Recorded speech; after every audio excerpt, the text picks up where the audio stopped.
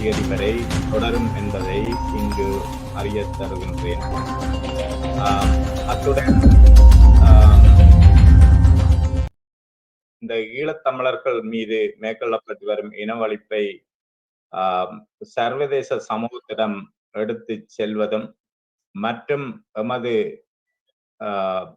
புலம்பெயர்ந்து வாழும் தமிழர்கள் மத்தியிலும் பாரிய விழிப்புணர்வை ஏற்படுத்த வேண்டும் என்ற காரணத்தினாலும் இந்த விழிப்புணர்வு வாரம் என்பதை தமிழர் இயக்கம் மற்றும் ஏபிசி தமிழொலி அமைப்பினர் சார்பில் உங்களுக்கு இந்த நிகழ்வை நாங்கள் ஒழுங்கமைத்துள்ளோம்.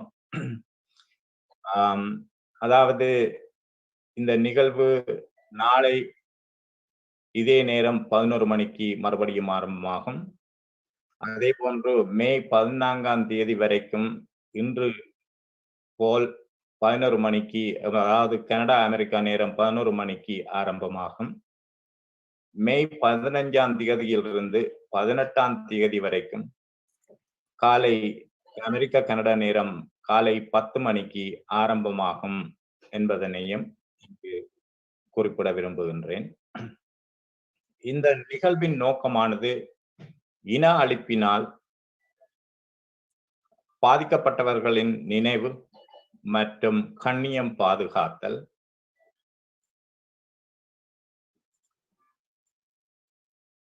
மன்னிக்க வேண்டும். இரண்டாவது, தொடரும் தமிழின அழிப்பினை தடுத்தல், இன அழிப்பினால் பாதிக்கப்பட்டவர்களை நினைவுபடுத்தி மரியாதை செலுத்துதல், புலம்பெயர் தமிழர்கள் மற்றும் சர்வதேச சமூகத்தினரிடையே குரல்களை எழுப்புதல், இன அழிப்பு குற்றவியல் நீதிக்கான மற்றும் இழப்பீடுகள் உள்ளிட்ட சர்வதேச பதில்களின் தாக்கத்தை பற்றி விவாதித்தல், இன அழிப்பு இடம்பெறுகின்றமையை ஏற்றுக்கொள்ள வைப்பதுடன், அதாவது சர்வதேசத்தினரிடம் அதை ஏற்றுக்கொள்ள வைப்பதன் மூலமும் தொடரும் இன அழிப்பினை தடுத்தல் போன்ற விடயங்கள் வரப்படும். பாதிக்கப்பட்டவர்களை மேம்படுத்துதல், இலங்கை தீவு மற்றும் ஏனைய உலகின் பிற பகுதிகளிலும் இன அழிப்பு குற்றங்களை தடுத்தல் பற்றி விவாதித்தல். மிக முக்கியமாக தமிழின அழிப்பின் நீதிக்கான போராட்டத்தை தொடர இளைஞர்களை உள்வாங்கி பொறுப்பை கையளித்தல் போன்ற விடயங்களை முன்னெடுத்து செல்ல வேண்டும் என்ற முக்கிய நோக்கத்துடன் தான் இந்த ஒரு வார நிகழ்வு ஒழுங்கமைக்கப்பட்டிருக்கின்றது இங்கே பதிவு செய்ய விரும்புகின்றேன். அத்துடன் இந்த நிகழ்வினில் உரையாற்ற வந்திருக்கும் செந்தமிழன் சீமான் அவர்களை இந்த நிகழ்வுக்கு வரவேற்பதில் மிகவும் மகிழ்ச்சி அடைகின்றோம். மற்றும் நம்முடன் இணைய உள்ள கனேடிய பாராளுமன்ற உறுப்பினர் கானட் ஜீனஸ் அவர்கள் நம்மோடு இணைவார். அத்துடன் எமது இளையோர் பகுதியிலிருந்து திலக்ஷி சிவனேசன் அவர்கள் நம்மோடு இணைந்து உரையாற்ற உள்ளார். அதனை சிறப்பிக்கும் முகமாக தாயக பாடலுடன் சினேகா குமரன் அவர்கள் நம்மோடு இணைந்திருக்கின்றார். அவரோடு தாயக பாடல், அதாவது முள்ளிவாய்க்கால் பாடலுக்கான சிறப்பு நடனம் ஒன்றினை வழங்குவதற்கு சுவிட்சர்லாந்தில் இருந்து நம்மோடு உறவுகள் இணைந்திருக்கின்றனர். எல்லோரையும் உற்சாகப்படுத்தி இந்த நிகழ்வின் நோக்கத்தினை சரியான முறையில் எடுத்து செல்வதற்கு உங்கள் எல்லோருடைய ஆதரவையும் வேண்டிக் கொண்டு தற்சமயம் எங்களுடைய நிகழ்வை வளமை போல் அகவணக்கத்துடன் ஆரம்பிப்பதற்கு குருமூர்த்தி அவர்களை அழைக்கின்றேன். குரு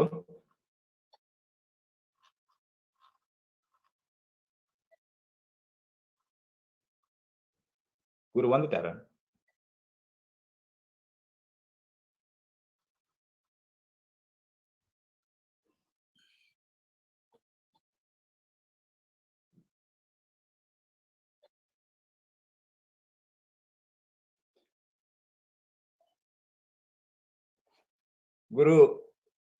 குருமூர்த்தி அவர்கள் இணைந்திருக்கின்றாரா இல்லையான்னு எனக்கு தெரியவில்லை. இங்கு எனக்கு அனுசரணையா இருக்கிற லவன் பாஸ்கரன் அவர்கள் அதை கவனிக்கலாம். அவர் இல்லாத பட்சத்தில் நாம் இந்த அகவணக்கத்துடன் ஆரம்பிப்பதற்கு நானே அதை செய்ய உத்தேசித்துள்ளேன். தமிழீழத்தில் போரினால் இனப்படுகொலை செய்யப்பட்ட தமிழ் உறவுகளுக்கும் எமக்காக தண்ணீர் நீத்த அனைத்து உறவுகளுக்கும் மற்றும் மாமனிதர்கள் இனப்பற்றாளர்கள் அனைவருக்கும் எமது அகவணக்கத்தை கூற என்னை அனுமதியுங்கள். மன்னித்துக் கொள்ளுங்கள், அந்த பிழைகள் இருந்தால். அதை கூற இருப்பவர் நமக்கு கூற முடியாமல் போனதுக்கு மன்னிக்கவும். அந்த வகையில் ஒரு நிமிட அகவணக்கத்தை செலுத்திக் கொண்டு இந்த நிகழ்வை ஆரம்பிப்போமாக. நன்றி.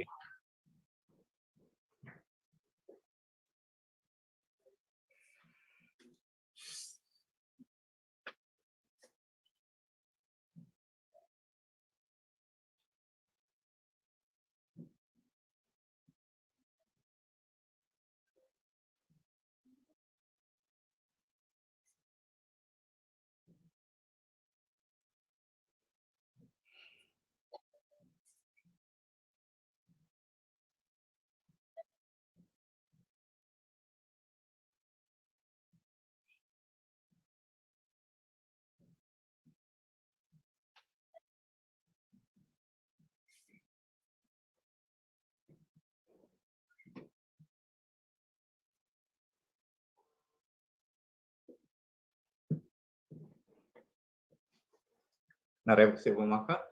நன்றி. இப்பொழுது என்னுடன் இந்த நிகழ்வை நெறியாள்கை செய்வதற்கு, ஆங்கிலத்தில் நெறியாள்கை செய்வதற்கு அமரன் அவர்களை அழைக்கின்றேன். அமரன்.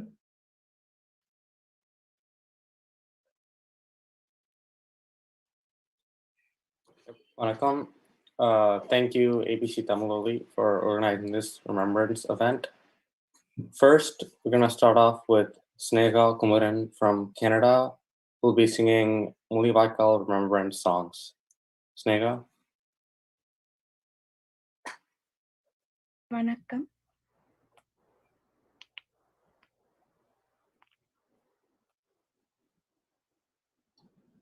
உங்கள் உயர்வான்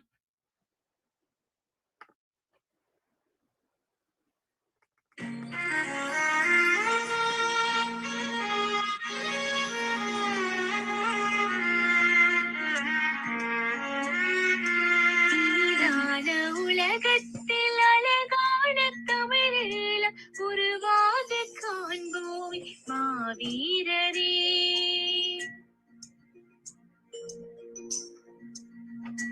உங்கள் உயர்வான தியாகத்தில் வளர்கின்ற தேசத்தை நிலையாக ஆள்வோம் மாவீரரே.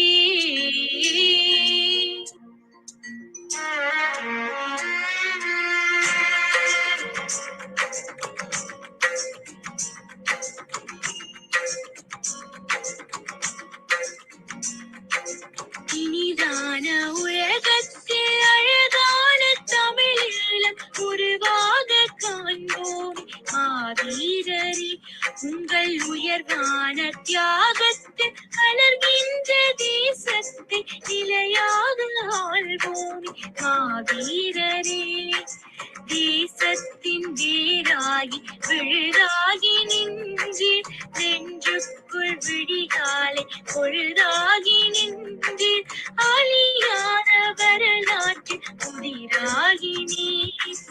இனிதான உலகத்தில் அழகான தமிழில் உருவாக காண்போம் மாவீரரே. உங்கள் உயர்வான தியாகத்தில் மலர்கின்ற தேசத்தை நிலையாக ஆள்வோம் மாவீரரே.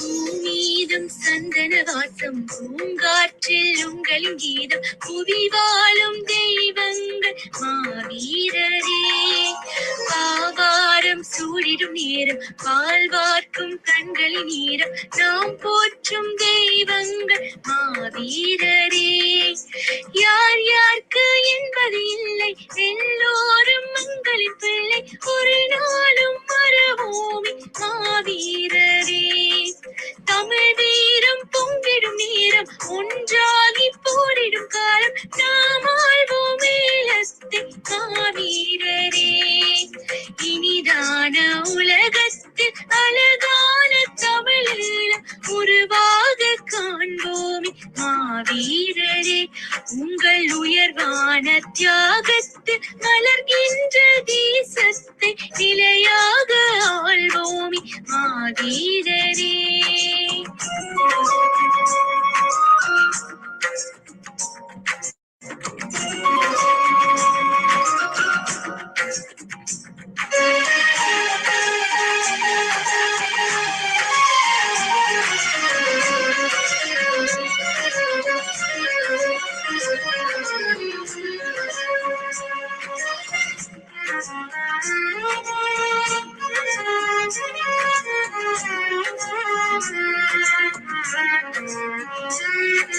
பொய்யாகி வாழ்ந்தது போதும் போராடும் வல்லமை தாரும் வாழ்வாங்கு வாழும் மாவீரரே மண்ணீது உரிமைகள் வேண்டும் அகழ்வோடு வாழ்ந்திட வேண்டும் நம்மை நாமே ஆழ்வோமே மாவீரரே நீர் வாழும் பிள்ளரை பேசும் நெருப்பாகி பகையினை வீசும் போர்தானே தீர்வு மாவீரரே எல்லோரும் ஒன்றனாவோம் உயிரிழம் மீட்டிட போவோம் இல்லாமல் ஓயோம் மாவீரரே இனிதான உலகத்தில் அழகான தமிழீழம் உருவாக காண்போமே மாவீரரே உங்கள் உயர்வான தியாகத்தில் வளர்கின்ற தேசத்தை நிலையாக ஆள்வோமே மாவீரரே தேசத்தின் வேராகி விழுதாகி நின்று நெஞ்சுக்குள் விடிகாலை பொழுதாகி நின்று அழியாத வரலாற்று புதிராகி நீர் இனிதான உலகத்தில் அழகான தமிழீழம் உருவாக காண்போமே மாவீரரே உங்கள் உயர்வான தியாகத்தில் மலர்கின்ற தேசத்தை நிலையாக ஆள்வோமே மாவீரரே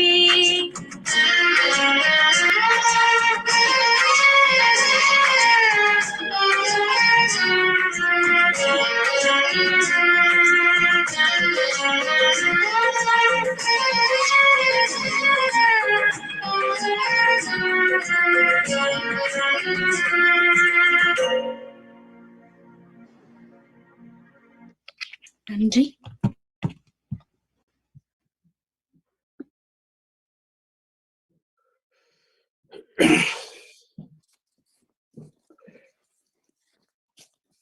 Thank you. Next up, we have Tilaksi Soganesan, a student at Carleton University and a human rights activist, here to do a speech from Ottawa on paying tribute to the victims of genocide worldwide.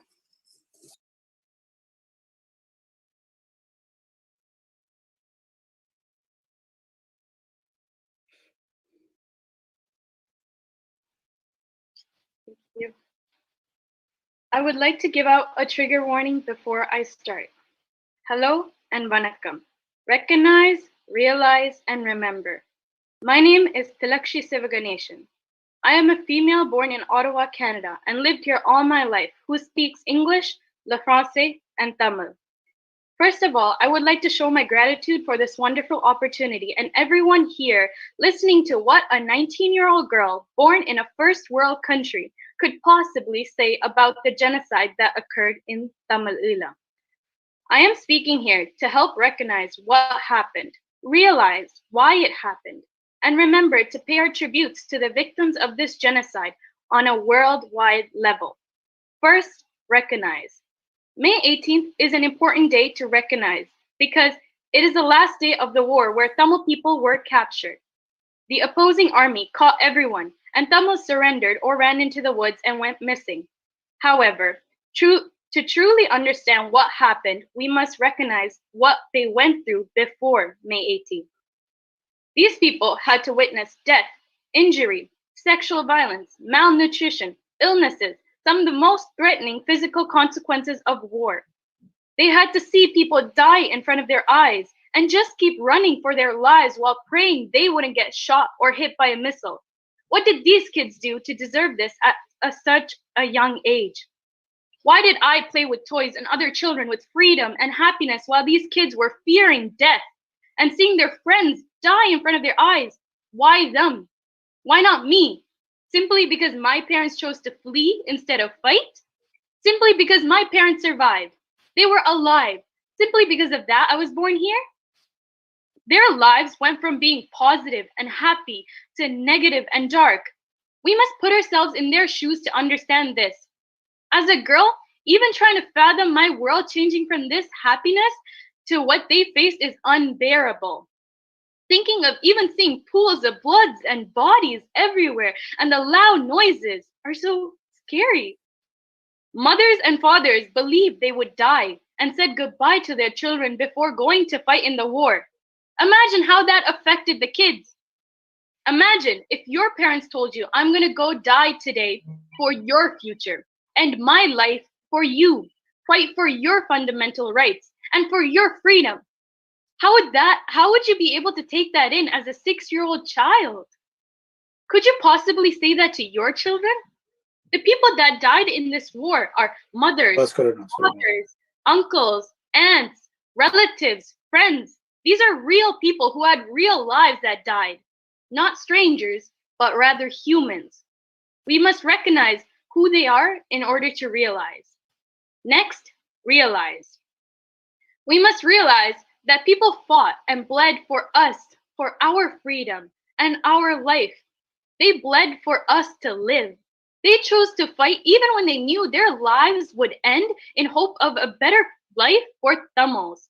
As a Tamil, knowing this, it makes my blood warm up. It gives me the courage to know how strong our people had to be mentally and emotionally to fight for us. It makes me feel proud to say, I am a Tamil. We must realize to all the people that disappeared that they have families. Some of their families accepted they died at war, while others believe they are still alive somewhere and will come searching for them. These people who are separated from their families, even to the current day, are praying for them and hoping they are alive. We must realize this pain is still alive. This hurt is still alive. It is living inside of people in the form of mental health issues, some of which are PTSD, depression, anxiety, and night terrors. The psychological effects are always present in the individual and won't go away. They make everyday lives harder to live through. Many other things they went through are still hidden because people are afraid to talk up, to bring forward their voice. Many sexually assaulted or raped individuals are forced to keep their pain inside and not open up. Even their kids don't know what they went through. Their kids, like myself, won't realize why they went through those things until they speak up. And finally, remember. The bare minimum I can do for all the lives that died is to condone them, to speak up for the people who died without a voice, who lost their voices, who gave us a voice to speak up. Use our first world privileges to fight for the innocent lives that died and honor them. To pay tribute is to remember. Just because we were born in Canada, we cannot forget the people who died for us. We need to talk up for our rights and talk up for the people who lost their fundamental rights.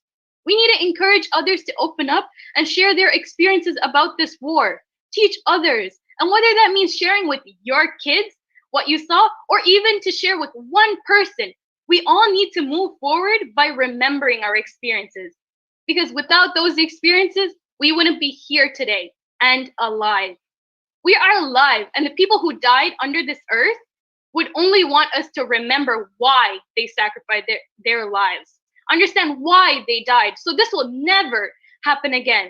All I ask for everyone who listened to me today is to share their personal stories and experiences from their genocide to their children. Thank you. நன்றி திலக்ஷி சிவகணேசன் அவர்களே. சிறப்பாகவும் உரமாகவும் நீங்கள் உங்களுடைய உரையை நடத்தியிருந்தீர்கள்.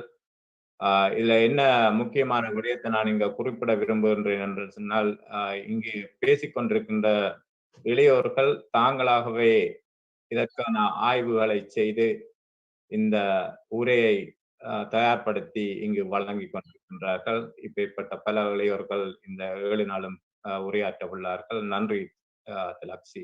Amaran. Yep. Thank you, Tilaksi. Next, I would like to introduce Mr. Sentamilan Seeman, the Chief Coordinator of the political party Nam Tamil Katchi in Tamil Nadu. He has spoken out various times in support of the victims of the genocide. Seeman Ayar. நன்றி. Thank you. இப்பொழுது நம்முடன் உரையாற்ற அண்ணன் சீமான் தயாராக இருக்கின்றார் என்று நம்புகின்றேன். அண்ணன் சீமான் தயாராக இருக்கின்றாரா? சீமான் அண்ணன் இதை கோஹோஸ்ட் கொடுத்திருக்கீங்களா? கேக்குதா? நன்றி. வணக்கம். வணக்கம் ஐயா. வணக்கம். நன்றாக கேட்கின்றது. முதலாவது எம்மோடு இன்று உங்கள் பொன்னான நேரத்தை செலவழித்து இணைந்து இது நமக்கு இதுதான் நம்ம வேலை. நன்றி. இப்பொழுது ஆனந்த் சீமான் அவர்கள் தனது உரையை ஆரம்பிப்பார். நன்றி. என்னுடைய பேரன்பிற்கும் பெருமதிப்பிற்கும் உரிய எனது அன்பு உறவுகள், என் அருமை உடன் பிறந்தார்கள் அனைவருக்கும் என்னுடைய வணக்கம்.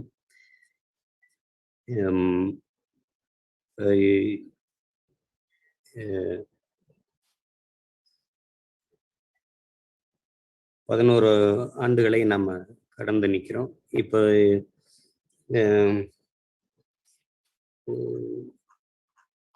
இதை ஒரு இனப்படுகொலை என்று ஏற்க வைப்பதற்கே நம்ம பெரும் போராட்டத்தை செய்து கொண்டிருக்கிறோம்.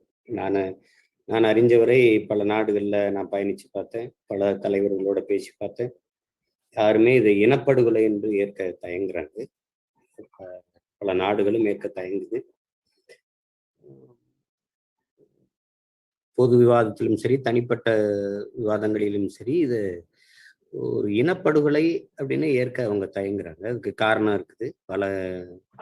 இது ஒரு இனப்படுகொலை என்று ஏற்றுட்டா, இனப்படுகொலை செய்த ஒரு இனத்தோடு இன்னொரு இனம், அந்த படுகொலை செய்யப்பட்ட இனம் இணைந்து வாழ்வது சாத்தியம் இல்லை அப்படின்னு வந்துடும்.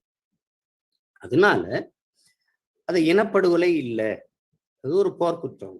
அந்த அளவுல தான் உலக நாடு, குறிப்பாக இந்திய பெருநாடு, இன்னும் பல நாடுகள், எல்லா நாடுகளுமே அந்த நாட்டினுடைய பெரும் பெரும் தலைவர்கள், மனித உரிமை ஆர்வலர்கள் எல்லாருடைய கருத்தும் நிலைப்பாடும் என்னவா இருக்குதுன்னா, அது ஒரு போர்க்குற்றம். அப்படிதான் பேசுறாங்க. நான் கலந்து கொண்ட கருத்தரங்குகள், விவாதங்கள் எல்லாத்துலேயுமே அப்படிதான் அவங்க முன்வைக்கிறாங்க. இது ஒரு போர்க்குற்றம். இதுல என்னுடைய அன்பு உறவுகள், குறிப்பா என் தம்பி தங்கிகள் நல்லா விளங்கி, போர்க்குற்றம் என்று ஏற்பதா நம்ம இருந்தா, போர் சரியானது, அதுல சில குற்றங்கள் நடந்திருக்குது அப்படின்னு வந்துருக்கு. போர் சரியானதுன்னு வந்துடும். போர்க்குற்றம் என்று ஏற்றுக்கொண்டால் போர் சரியானது, அதில் சில குற்றங்கள் நிகழ்ந்திருக்குது என்று வருது. அதுதான் போர்க்குற்றம். நம்மளுடைய பார்வை என்பது அந்த போரே குற்றம் என்பதுதான் நம்மளுடைய பார்வை. இந்த நிலைப்பாட்டுல தான் நம்ம நின்று இன்னைக்கு வாதிட்டுக்கிட்டு இருக்கோம். இப்போ இலங்கையில் நடந்தது ஒரு இனப்படுகொலை என்பதை ஏற்பதற்கு இவ்வளவு தயக்கம் இந்த பன்னாட்டு சமூகங்களுக்கு, இந்திய பெருநாட்டிற்கு, மானுட பற்றாளர்களுக்கு ஏன்ங்கிறதே நமக்கு இன்னும் புரிய மாட்டேங்குது. ஒரு இது பாருங்க, இறந்தது முழுக்க தமிழர்கள், கொன்றது முழுக்க சிங்களர். அப்போ அது ஒரு இனப்படுகொலை. அது வெறும் இனப்படுகொலை என்று சொல்லிட முடியாது. ஒரு திட்டமிட்ட இனப்படுகொலை என்று சொல்லணும். ஏன்னா ஓராண்டு 2008 2009 இந்த காலகட்டத்துல போர் தொடங்கி உடனே மக்களை அழிச்சு ஒழிச்சு அப்படிலாம் இல்லை. இலங்கை விடுதலை பெற்ற நாள்ல இருந்து அந்த காலத்திலிருந்து 60 ஆண்டுகளாக சிறுக சிறுக சிறுக சிறுக என் இன மக்களை, அதாவது இந்தியாவில் எப்படி விடுதலை இந்திய தாய்மொழியாக கொண்டவர்கள்ட்ட போனதோ அப்படி இலங்கையில் சிங்களத்தை தாய்மொழியாக கொண்டவர்கள்ட்ட விடுதலை போயிடுச்சு. அப்ப போன பிறகு எங்க இன உறவுகள், நம்ம இன உறவுகள் என்ன நினைக்கிறாங்க, சகோதர இன மக்கள்கிட்ட தானே விடுதலை போகுது அப்படின்னு நினைச்சிடறாங்க. சுதந்திரம் போகுது. போன பிறகு அங்க என்ன நடக்குதுன்னு உங்களுக்கு தெரியும். அங்க போன பிறகு சிங்களம் ஆட்சி மொழியாகிறது, சிங்கள பௌத்தர்களே அதிகாரத்துக்கு வர முடியுங்கிற நிலைமை உருவாகுது. தமிழர்கள் 2ஆம் தர குடிமக்கள், தமிழ் 2ஆம் தர மொழி, இதெல்லாம் தானாக உருவாயிருது. அப்ப இந்தியாவில் ஒரு நாடு இருக்கு, இந்த நாட்டுல பல மொழிவழி தேசிய இனங்கள், அந்த இராணுவத்தில் இந்த நாட்டு மக்கள் எல்லோரும் இடம்பெற முடியும். ஆனால் சிங்கள இராணுவத்தில், இலங்கை இராணுவத்தில் தமிழர்கள் இடம்பெற முடியாது, இடம்பெறவே முடியாது. ஒரு நாட்டு இராணுவத்தில் அந்த நாட்டின் பெரும்பான்மை இனத்தின் மக்கள், இன்னொரு இனத்தின் மக்கள் இடம்பெறவே முடியாது என்கிற நிலை இருப்பது என்பது மிக ஆபத்தானது. அப்ப அந்த தமிழர்கள் இடம்பெறவே முடியாத ஒரு இராணுவத்தை வைத்துக்கொண்டு அந்த இராணுவ வலிமையை கொண்டு தமிழின மக்களை அழித்து ஒழிப்பது என்பது அவர்களுக்கு மிக எளிதாக சாத்தியப்படுத்திட்டாங்க. அதான் அங்க இருக்கிற யதார்த்த சிக்கல்.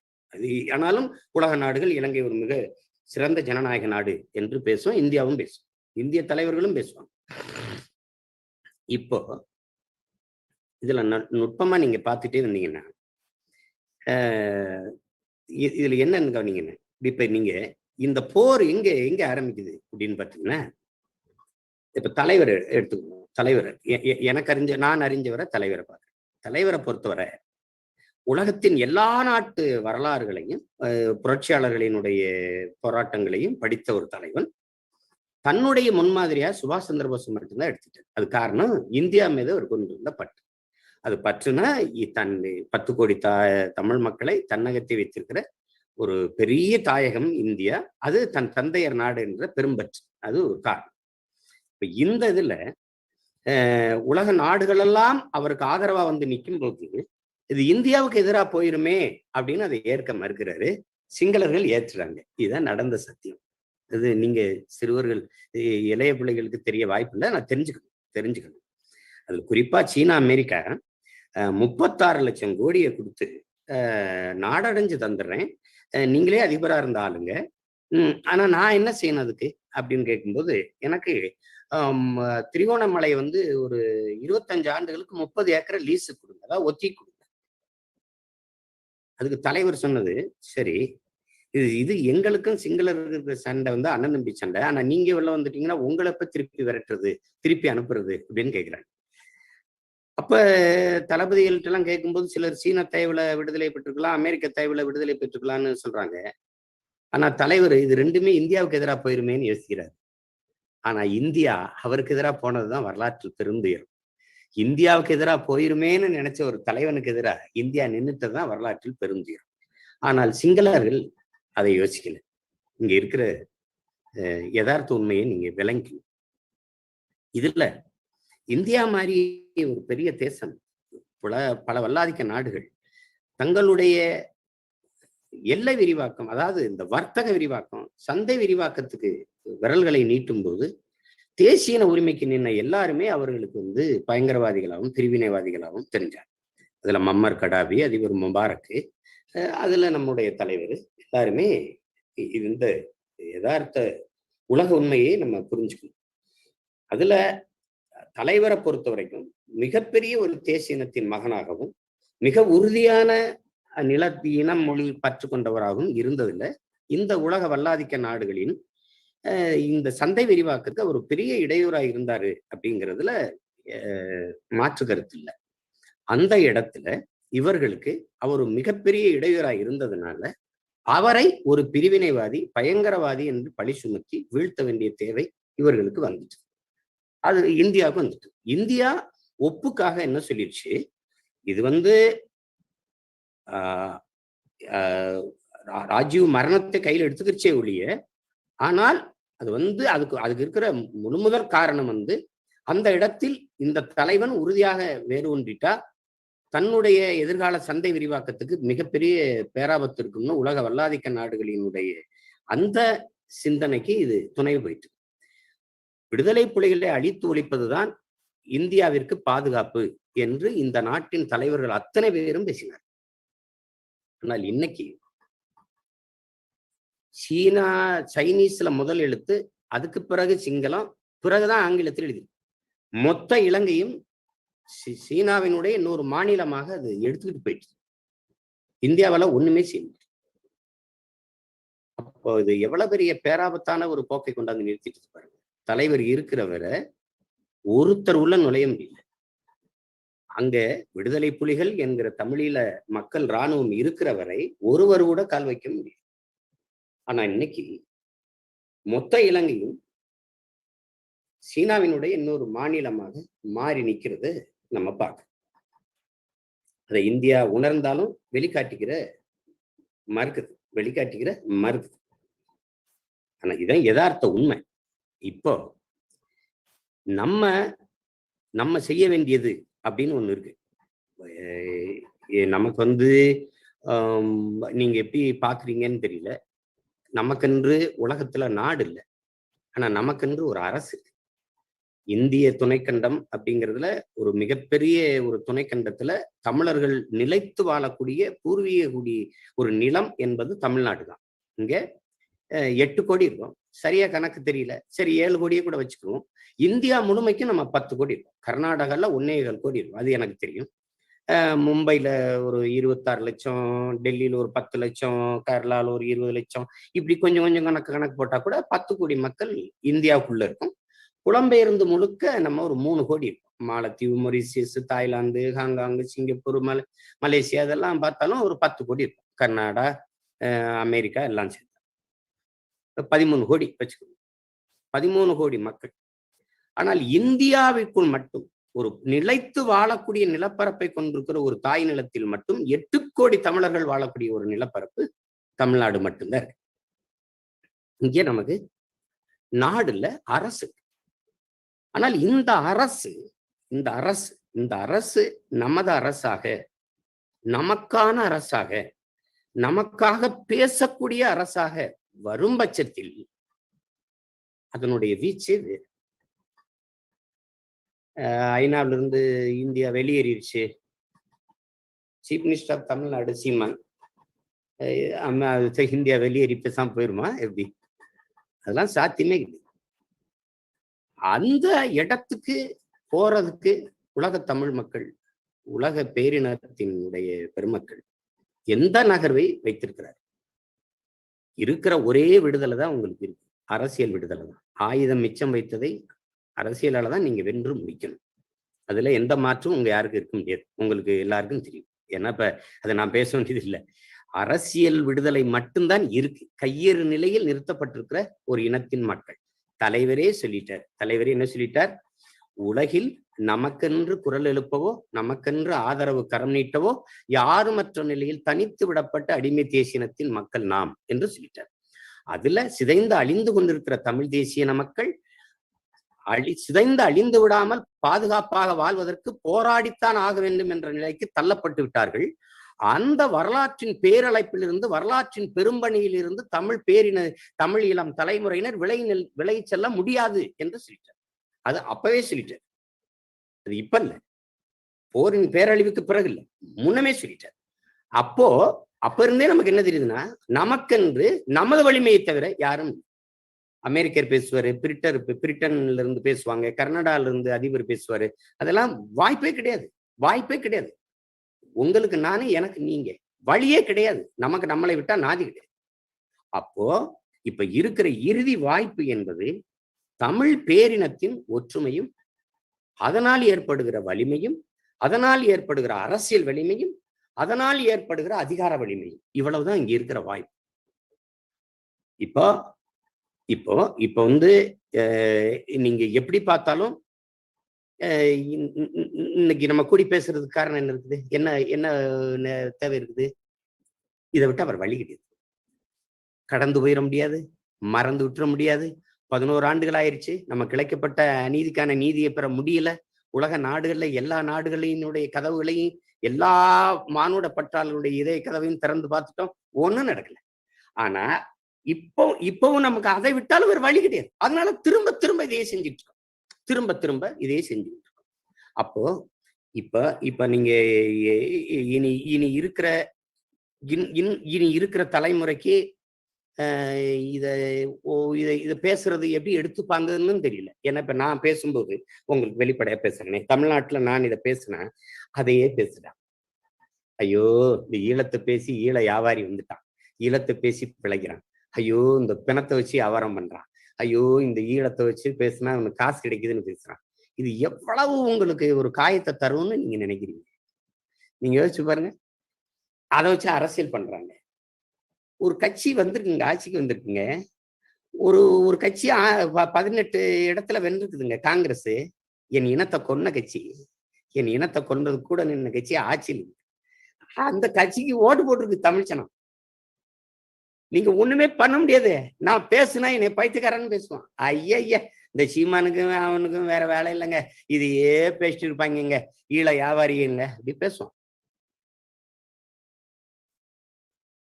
ஈழத்தமிழர்களே பேசுவாங்க, இவங்களுக்கு அதை வேற வேலை இல்லைன்னு பேசுவாங்க. அங்க இருக்கிற அந்த சிக்கல்களை நீங்க விளங்கிக்கணும். அந்த காயங்கள் எல்லாம் நீங்க தாங்கி நிக்கவே முடியாது. வாழ்க்கையில வழியில மிகப்பெரிய வழி எதிரிமாயின் உடன் பிறந்தார்களே, என்னை பெற்ற பெற்றோர்களே. எந்த மக்களுக்காக எல்லாத்தையும் விட்டுட்டு போராடுறோமோ அந்த மக்களாலேயே விமர்சிக்கப்படுறது இருக்குல்ல, அதுதான் மிகப்பெரிய கொடுமை. வாழ்க்கையிலேயே பெரிய வலி, அந்த வலியை தாங்கிறதா ரொம்ப கஷ்டம். அது நான் படுற துயரம் இருக்க உலகத்துல எவருக்கும் வந்திருக்கு. அது என்ன என்ன என்ன பண்ணி சொல்றேன்னே தெரியல. யார பார்த்தாலும் திட்டான். ஒரு சரி கிடையாதுன்றான், அவர் இது கிடையாதுன்றான். நான் ஒன்றும் சொல்ல. 10 ஆண்டு எனக்கு ஆட்சியை கொடுத்து நான் கோடி கோடியா கொள்ளையடிச்சு லட்ச லட்சமா பதுக்கி அப்படிலாம் ஒன்றும் செய்யல. அதே விடுதலை, அதே மொழி, அதே இனம், அதே உணர்வு, அதே தலைவன், அதே லட்சியம், அதே பாதை. ஆனாலும் நம்ம விமர்சிக்க, இது ஒரு கடுமையான சூழல். அது என்ன, எதுக்கு இதை சொல்ல வேண்டியது வருதுன்னா, என்னிலும் இல்லை என் தம்பி தங்கைகள், என் தங்கை ஒரு பாடுறா, ஒரு தங்க பேசுறா, ஒரு தங்க இதுன்றா, அவரெல்லாம் பார்க்கும்போது பெரிய நம்பிக்கை வருது. சரி நம்ம பிள்ளைய விட்டுட்டு போகல, ஏதோ உயிர் போட இருக்கிறாள், அவளுகளை நம்பி நம்ம நின்றலாம் அப்படின்னு ஒரு இது வருது. அப்ப என்னன்னா, தலைவரு உங்களுக்கு சொல்லணும்ல, என்கிட்ட கஷ்டப்பட்டு வந்துட்டேன், நான் போகலை, இங்கேயே இருந்துறேன்றேன். எங்க அண்ணன், இங்கிருந்து என்ன செய்ய போறீங்க? அன்னைக்கு இங்கிருந்து நீங்க என்ன செய்வீங்களோ அதையெல்லாம் செய்யறதுக்கு என்னை சுத்தி எவ்வளவு பேர் இருக்கிறாங்க பாருங்க. ஆனா நீங்க அங்க போய் என்ன செய்வீங்களோ அதை செய்யறதுக்கு யாரும் இல்லை, போங்க. ஆனா நான் அங்க போய் என்னன்னா செய்ய போறேன், போய் இறங்குங்க, உங்களுக்கு தெரிய வந்துடும். இறங்குனே தெரிய வந்துருச்சு, செய்யறேன், அவ்வளவுதான். உங்களுக்கு இதுதான் சொல்றதுக்கு இருக்கு. இதுல என்னன்னா,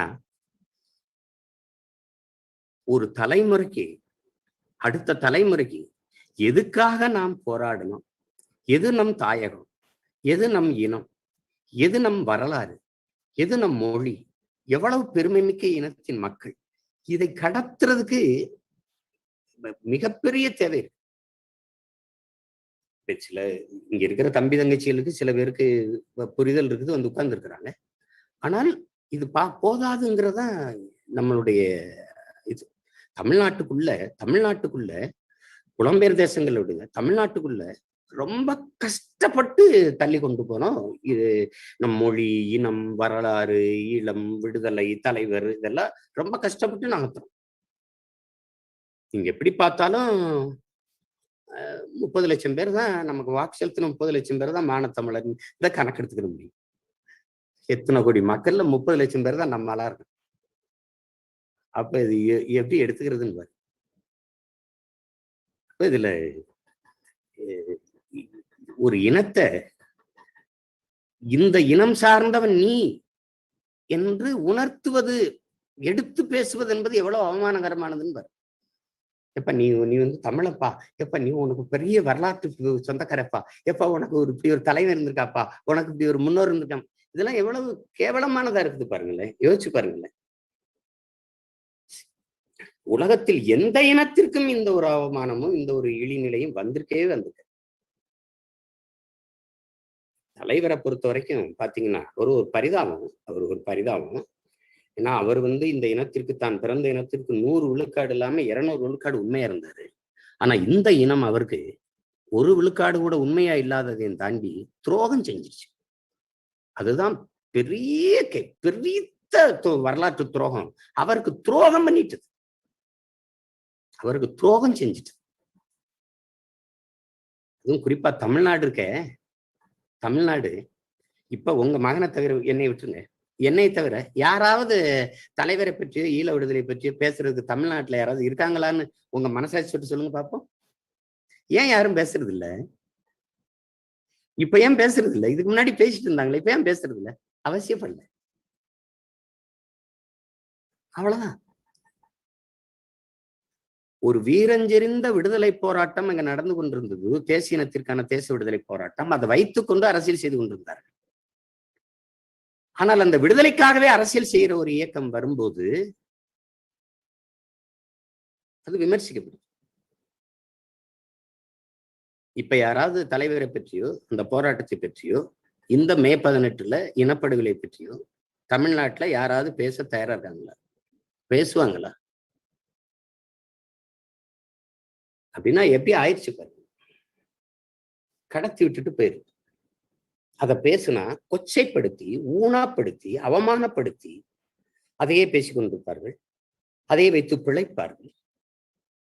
இப்படி எல்லாம் பேசும்போது உங்களுக்கு ஒரு குற்ற உணர்வு வந்து நீங்க வெளியேறீங்க. அது அது தொடர்ச்சியா செய்யப்படுது. இங்க தொடர்ச்சியா செய்யப்படுது. தமிழ்நாட்டுல தொடர்ச்சியா செய்யப்படுது. அது அதுல நம்ம என்ன எந்த உங்ககிட்ட நான் வேண்டது என்ன அப்படின்னா, உங்ககிட்ட நான் வேண்டுவது எந்த சூழ்நிலையிலையும் இந்த உறுதியான நிலைப்பாட்டில் இருந்து நமது இன உறவுகள் நகர்ந்துடக்கூடாது.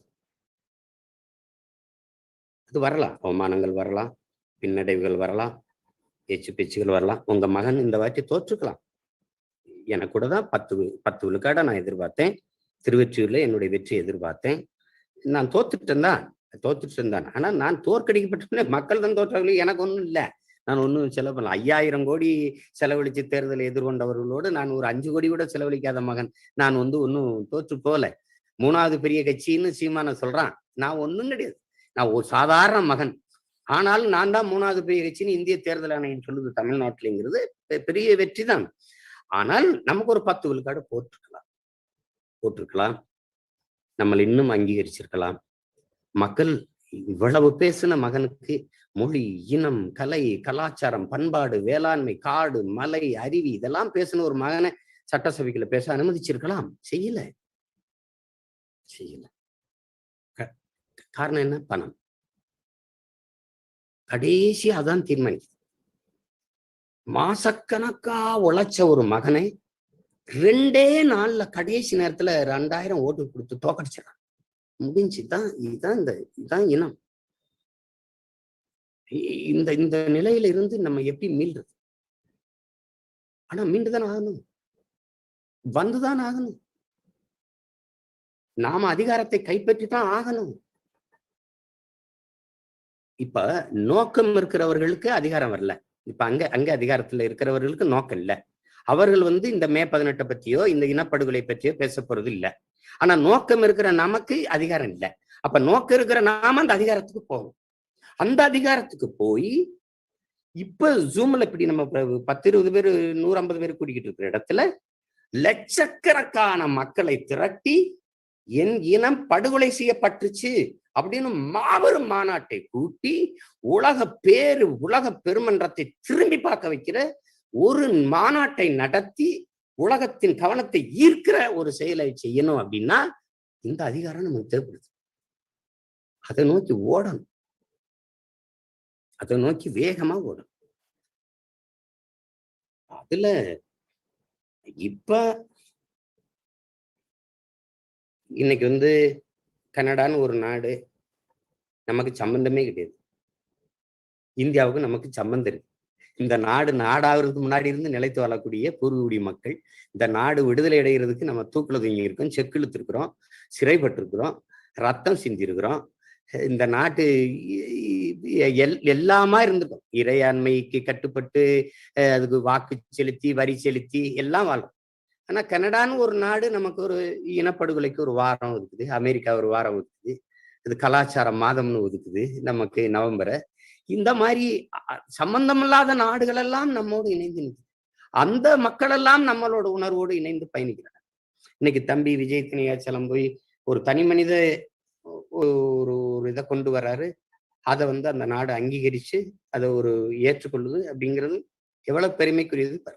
ஆனா இன்னைக்கு 39 பாராளுமன்ற உறுப்பினரை வச்சிருக்குது தமிழ்நாடு வச்சிருக்குது, குறிப்பா திமுக வச்சிருக்குது. இந்தியா ஒரு நாடு. அந்த நாட்டுக்குள்ள இது குறித்து ஒரு வார்த்தை பதிவு பண்ண முடியலையே, பதிவு பண்ணலையே யாரும். அதெல்லாம் தான் நமக்கு ஒரு பின்னடைவும் தோல்வி.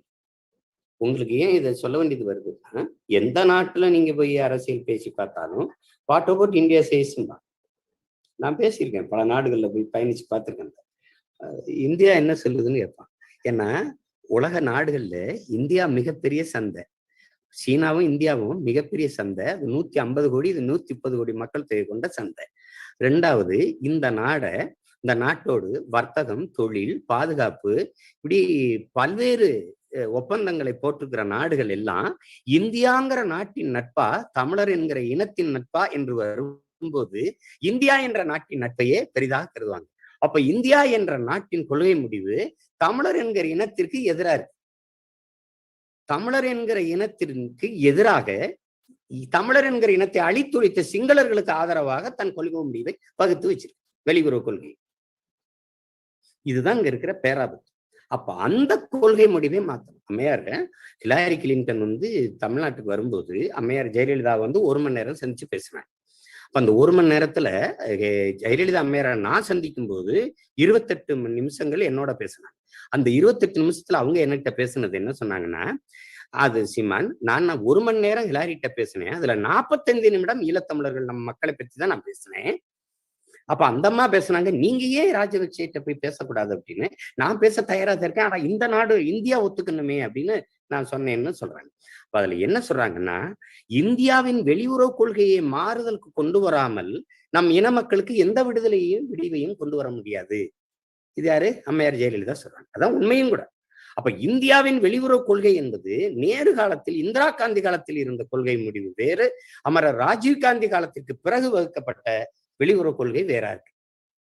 இப்ப இந்த வெளியுறவு கொள்கையை மாத்தாமல் நாம கால் எடுத்து வைக்கிறது ரொம்ப கடினம். ஏன்னா இந்தியா என்ன சொல்லுதோ அததான் உலக நாடுகள் கேட்கும். அதனாலதான் பாருங்க, ஐநால டக்குன்னு நமக்கு சம்பந்தமில்லாத நாடுகள் எல்லாம் நமக்கு ஆதரவா அங்க கையெழுத்திடுது, பேசுது. நமக்கு சம்பந்தப்பட்டிருக்கிற நாடு இந்தியா நமக்கு எதிராக நின்றுட்டு வெளியேறி, இலங்கைக்கு ஆதரவா வெளியேறி, நடுநிலை வைக்கிறேன்ட்டு டக்குன்னு வெளியேறி.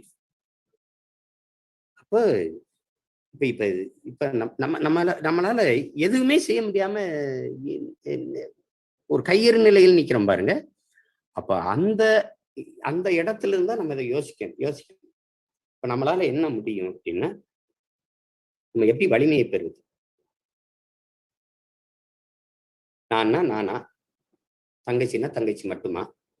நம்ம எல்லாரும் சேர்ந்து ஒரு அசாத்திய அரசியல் படையாக மாறி நம்ம வலிமை பெறாம, நம்ம ஓர்மைப்படாம நம்ம வெல்றது கடினம். நமக்குள்ள இருக்கிற பெரிய பிரச்சனை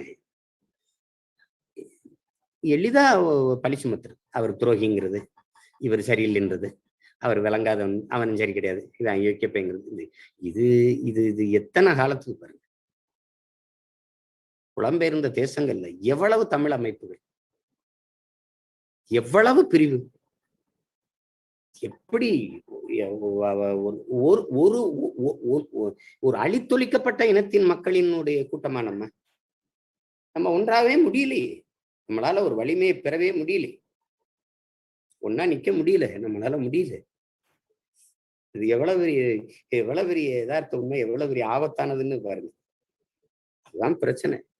நீங்க உங்களுக்கு தெரியுமா, ஸ்டாலின் முதலமைச்சர் ஆகிறதுக்கு ஆந்திராவில் கொண்டாடுறாங்க, எங்கால முதலமைச்சர் ஆயிட்டான். இதெல்லாம் ஒரு உலக வரலாற்றுல இப்படி ஒரு தீரம் பாருங்க. ஆந்திரால பதாக வச்சு அவரு அவங்க இனம் சார்ந்தவன் தமிழ்நாட்டுல முதலமைச்சர் ஆயிட்டான்னு கொண்டாடுறான். டிவி 9 ஒரு தொலைக்காட்சியில 48 தெலுங்கு எங்க எம்எல்ஏக்கு வந்திருக்காங்க, எங்க மனவாடுகளை வந்துட்டாங்கன்னு அவன் கொண்டாடுறான். எல்லாரும் சரியா இருக்கிறாங்க, நமக்கு தான் அந்த உணர்வு வர மாட்டேங்குது. அது ஏனோ தெரியல, ஒரு சபிக்கப்பட்ட இனத்தின் மக்களா நம்ம ஆயிட்டோமா என்னன்னு புரியல. அது ஒரு கொடுமை நிகழ்ந்துருச்சு. எனக்கு தெரிஞ்சு என் பிள்ளைகளுக்கு, என் உடன் பிறந்தார்களுக்கு, என் பெற்றோர்களுக்கு நான் சொல்ல விரும்புவது ஒண்ணுதான். நமக்கு இழைக்கப்பட்டது போர்க்குற்றம் அல்ல, அது இனப்படுகொலை. இனப்படுகொலை மட்டுமல்ல, திட்டமிட்ட இனப்படுகொலை. அங்கு 60 ஆண்டுகளாக சிங்கள அரசு தன் இராணுவ வலிமையை கொண்டு சிறுக சிறுக என் இன மக்களை அழித்து ஒழிக்கிற ஒரு போரை செய்திருக்கிறது. அங்க கர்ப்பிணி பெண்கள் மீது தாக்குதல் நடத்தக்கூடாது, போர் மரபு. இளம் பிள்ளைகள் மீது, பச்சிளம் குழந்தைகள் மீது தாக்குதல் நடத்தக்கூடாது, போர் மரபு. வயது முதிர்ந்தவர்கள் மீது தாக்குதல் நடத்தக்கூடாது, போர் மரபு.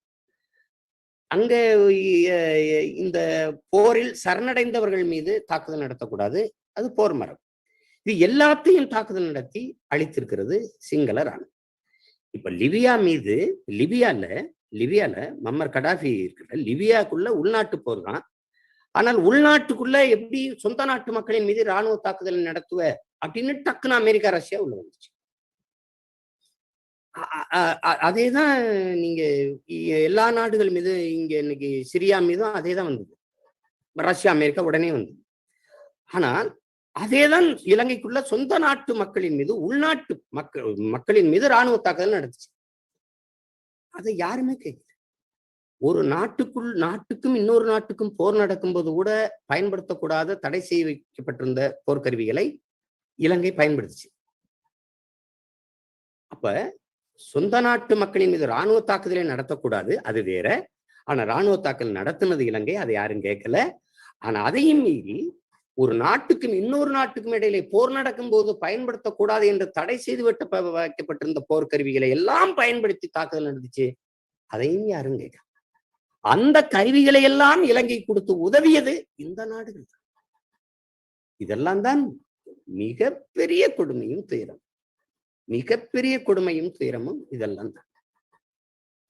இதுல என்ன நம்ம மேல சுமத்தப்பட்ட குற்றம், விடுதலை புலிகள் மக்களை கேடயமாக பயன்படுத்தினார்கள் என்று. அறிவார்ந்த தமிழ் சமூகத்தின் பிள்ளைகள் நீங்க கணிச்சுக்கணும், மரவழி சண்டையே நடக்கல என் உடன் பிறந்தார்கள். மரபு வழியில சண்டையே நடக்கல. துப்பாக்கி வச்சு சுடுவாரு, நம்ம இங்க துப்பாக்கி வச்சு சுடுவோம், சண்டையே நடக்கல. பீரங்கி ஆல்லரி, அது பாகிஸ்தான்ல இருந்து வந்த பீரங்கியில ஒரு விசையை இழுத்து அடிச்சா 70 குண்டுகளை கக்கும். அது நீங்க எந்த அளவுக்கு தெரிஞ்சிருப்பீங்கன்னு தெரியல. 70 எடிகணைகளை கக்கும். எல்லா தாக்குதலும் வான்வெளி. அப்ப வான்வெளியில் தாக்கும் போது மக்களை எப்படி கேடயமா பயன்படுத்திக்க முடியும்? இந்த அடிப்படை ஒரு கேள்விக்கு கூட உலக நாடுகள்கிட்ட கேள்வியும் இல்லை, நாம எழுப்புற கேள்விக்கு பதிலும் இல்லை. நாங்க எங்கேயா மக்களை கேடயமா பயன்படுத்தணும், அதுக்கு கேள்வியே கிடையாது. அந்த கேள்விக்கு பதிலும் இல்லை, அந்த அப்படி ஒரு கேள்வியும் உலக நாடுகள் எழுப்பவும் இல்லை.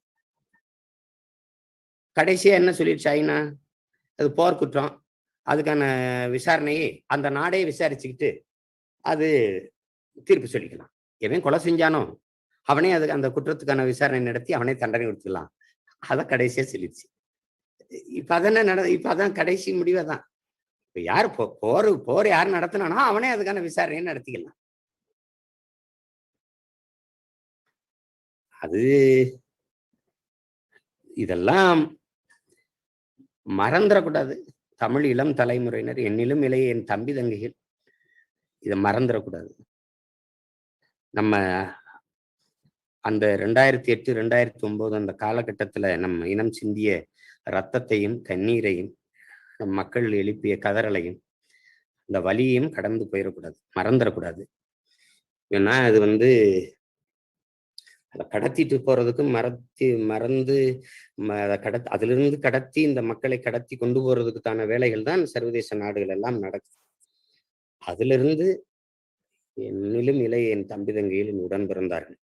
கடந்து போயிடக்கூடாதுங்கிறதா அண்ணன் என்னுடைய பெரும் விருப்பம். இப்ப இதுல நாம உறுதியா இருக்கோம்.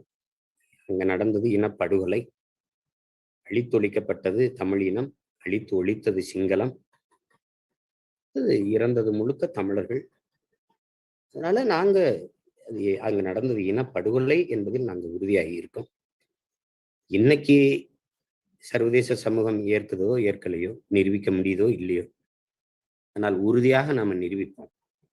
அதை நிரூபிக்கிற காலம் வரும்போது என்ன வரும் அப்படின்னா, ஏன் இந்த நாடுகள் ஏற்க தயங்குதுன்னா, இப்போ அழித்தொழிக்கப்பட்ட ஒரு இனத்தோடு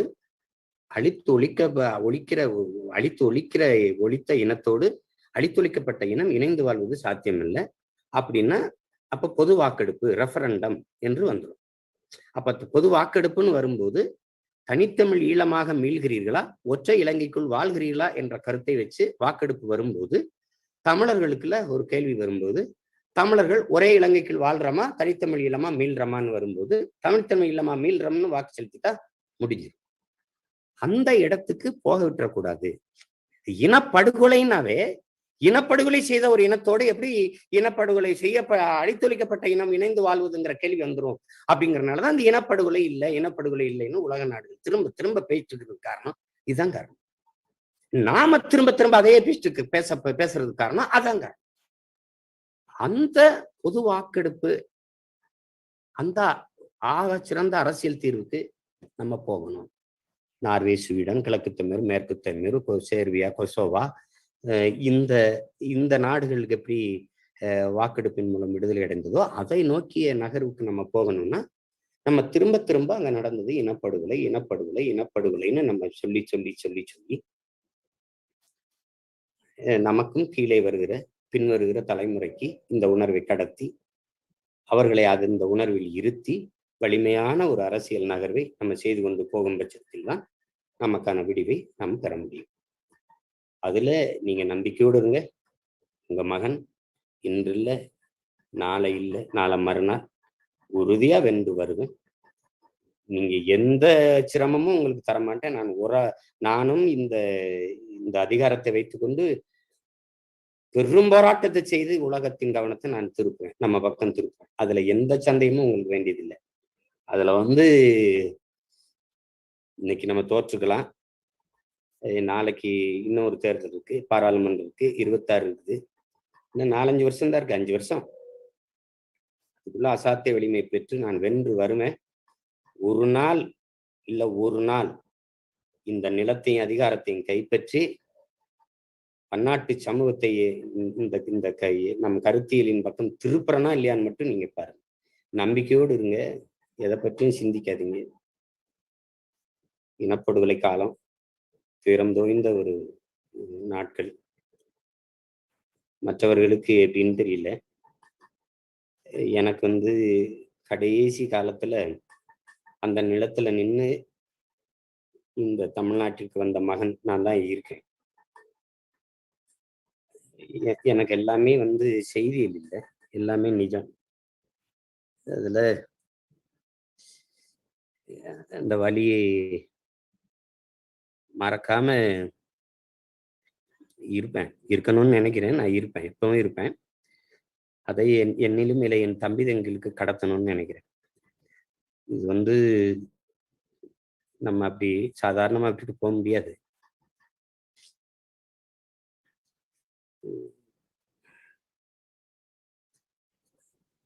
நம்ம எல்லாரும் சேர்ந்து செய்து முடிக்க வேண்டிய வேலை இது. கவனமா செய்வோம், நம்பிக்கையோடு இருங்க. உங்க எல்லாரையும் நான் ஒரு சேர சந்திச்சதுல எனக்கு மகிழ்ச்சி. மிக கொடுமையான கொரோனா நோய் தொற்று இந்தியாவில் பரவி கொண்டிருக்குது. வீட்டை விட்டு வெளியில போக முடியல. மிக நெருக்கமான உறவுகள் எல்லாம் மரணித்து கொண்டிருக்கிறாங்க இங்க தமிழ்நாட்டுல. ஒன்றும் என்ன செய்யணும்னு தெரியல. இப்ப எப்படி ஒரு போராட்டம் செய்யறதா, ஏதாவது ஒரு நிகழ்வு நடத்துறதானால எதுவுமே செய்ய முடியாது. வீட்டை விட்டே வெளியில போக முடியாது. அந்த அளவுக்கு ஒரு நெருக்கடி ஆயிடுச்சு. நீங்களும் கவனமா இருங்க. எல்லாரும் பாதுகாப்பா இருக்கும். அந்த உணர்வோடு இருந்து ஒன்றிணைந்து போராடி நம்ம வெல்லுவோம். உங்க எல்லாரையும் ஒரு சேர நான் சந்திச்சதுல மகிழ்ச்சி அடைகிறேன். நன்றி, வணக்கம். நன்றி அண்ணன் சீமான் அவர்களுக்கு. நிச்சயமாக அவருடைய உரையிலே நீங்கள் பார்த்திருப்பீர்கள், பல இன்னல்கள், விமர்சனங்கள் தாண்டி பல காலமாக ஈழத்தமிழர் விவகாரங்களில் குரல் கொடுத்து போராடி கொண்டிருக்கின்ற அண்ணன் சீமான் அவருடைய உரை கேட்கும் போது மிகவும் மனவர்த்தத்துக்குள்ளாக இருக்கின்றேன். ஏனென்றால் இன்று காலை இல்லை, கடந்த 5-6 நாட்களாக நானும் அதை ஒரு சிறிதளவு அனுபவிச்சு பார்த்து விட்டேன். இன்று காலை கூட நீங்கள் அவதானித்திருப்பீர்கள், இந்த நிகழ்வின் ஆரம்பத்திலே நம்முடைய நிகழ்வை தடை செய்வதற்கான முயற்சிகள் பல நடந்திருந்தது. நாங்கள் ஆரம்பித்த உடனேயே அது நடந்ததை இப்பொழுது அவர்களை கழுவி விட்டோம். அந்த சகோதரர்களுக்கு மீண்டும் அவருடைய முயற்சிக்கு நான் நன்றியை கூறிக்கொள்கின்றேன். ஏனென்றால் அவர்கள் எப்படியான முயற்சி எடுத்தாலும் இந்த போராட்டம் என்பது தொடரும் என்பதை நான் அந்த உறவுகளுக்கு கூறிக்கொள்ள விரும்புகின்றேன். அவர்கள் இப்பொழுது இங்கிருந்து விலகிவிட்டார்கள். இருந்தாலும் அந்த உறவுகளுக்கு நன்றி இருந்து நான் தொடர்ந்து இந்த 7 நாள் நிகழ்வினை நடத்துவோம், வெற்றிகரமாக நடத்துவோம் என்று உறுதி கூறிக்கொள்கின்றேன். கொஞ்சம் உடைந்திருந்தேன், ஆனா இருந்தாலும் திரும்ப நான் அந்த இடத்துக்கு வந்து விட்டேன். அப்பொழுதுதான் புரிஞ்சுது அண்ணன் சீமான் அவ்வளவு பாரிய மன நிகழ்வுக்கு உள்ளாயிருப்பார் என்று. எல்லோருடைய ஆதரவுடனும் அண்ணன் சீமான் சொன்னது போல எல்லோரும் இணைந்து பயணித்தால் மட்டும்தான் எங்களால முடியும். அந்த வகையில் இந்த இடத்தில் நான் அண்ணன் சீமானுக்கும் இதை கூற விரும்புகின்றேன். இந்த 7 நாள் நிகழ்வு கூட பல கனடா, பிரான்ஸ் ஆகிய நாடுகளில் இருக்கக்கூடிய பல அமைப்புகள் இந்த 7 நாள் நிகழ்வுக்கும் ஆதரவு தந்து கொண்டிருக்கிறார்கள் என்பதை மகிழ்ச்சியோடு அண்ணன் சீமானுக்கும் தெரிவிக்க விரும்புகின்றேன். நன்றி. மறுபடியும் உங்கள் எல்லோர் சார்பிலும் அண்ணன் சீமானுக்கு நன்றி கூறுகின்றேன். அதனை ஆங்கிலத்தில் விவரிக்க தம்பி அமரன் அவர்களை அழைக்கின்றேன். Thank you, Sentaman and Seeman. Next, we have Paul Newman, Professor of Human Rights at the University of Bangalore, India.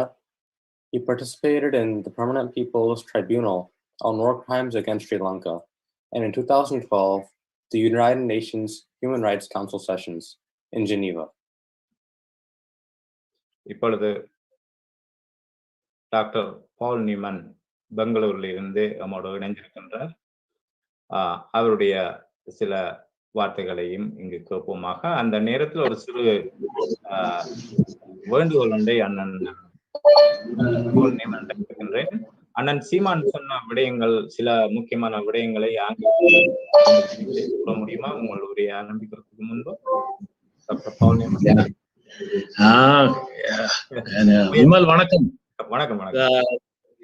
Just to summarize his speech, it was a very, very emotional speech by Sentamilan Seeman, wherein he reiterated the difficulties he has been facing as a Tamil, because he happens to be the only leader in the entire state of Tamil Nadu who, right from 2008, when the Sri Lankan war was on, till date, has been the only leader who has stood up to a single ideology and fought against all odds to fight against the forces that have been against the Tamil forces, which have not recognized the genocide. So when he began his speech, he first of all questioned the very concept of the Western nations by calling this as war crimes and crimes against humanity, for the simple reason that war itself is a crime. That's what he says. Vimal, I have not taken any notes offhand. Whatever he spoke, I'm just recollecting. So war itself, when war itself is a crime, how can you justify war? Was his question. And then he spoke about the role of India, because any place whichever country he goes, the first thing people ask him there is, what is the stand of India? What does India say about this whole issue? Because India has to take this problem to a logical conclusion, and India has failed because India has partnered with the Sri Lankan forces in 2009 in perpetrating this genocide. And today, most of the leaders from Sri Lanka, the Tamil leaders themselves, they have been complimenting the present DMK regime, which was a partner in crime when the 2009 genocide happened. So he says that he is extremely saddened by the turn of events. And he is also saddened that the political party which directly was involved with the genocide, that is the Indian National Congress, has won about 16 seats in the Tamil Nadu Assembly in partnership with the Dravida Munnetra Kalagam of Stalin. He further goes on to state that TV9, a very popular television channel in India, beamed about 46 members of the Legislative Assembly of Andhra Pradesh, openly speaking that their own man is now the Chief Minister of Tamil Nadu. That is to state that the origins of Stalin and his dad, they are not Tamils, they are Telugu-speaking people. So he says that it pains him extremely because there are 80 million Tamils in Tamil Nadu. And these 80 million Tamils have voted for non-Tamils who are in large numbers representing the Tamils. And people from Andhra Pradesh and other states are complimenting them for their victory. So this is what it pains him. He further states that he has come third in the elections, securing nearly 7% votes. But then his expectation was that as a Tamil, he expected at least 10% of votes. And then he also further narrated how even to this day he is unable to sleep, and he keeps alive the memories of the pains which he has undergone over the years as a result of this genocide, which has been extremely violent on him personally, because he knew many of his own people who were in the part of the struggle and who have laid down their lives in the struggle. And he also complimented the two young ladies, one who sang and the one who spoke. And he says that they are the beacons of hope for us. And he said that I am extremely happy that the next generation knows about this issue, whereas in Tamil Nadu, every effort is made to forget about this, to make people's memory shorten and erase this genocide from the memory of the people. And people ridicule Seaman for speaking about this issue continuously wherever he goes, because he has been the only leader who has been speaking on this issue for since the genocide happened in 2009. So it is here he says that if at all there is a change in the long run, and he promises that one day or the other, the Tamils would come to power in Tamil Nadu, and that day is not far off. So that is where he says that he believes in hope, and hopefully in the forthcoming elections he would secure a majority. And if Tamils come to power, Tamil Nadu being a big state, the entire world has to listen to them, and that would be the time that the Tamils in Elam also would be liberated. Until then, he says that it is up to the younger generations of people to keep this fire alive and continue the struggle for freedom, because what happened in Sri Lanka was nothing but a genocide which no Tamil can ever forget. So this is just a summary of what he, a gist of what he spoke, Vimal. Vimal, are you there? You are the host. Yes, I am here.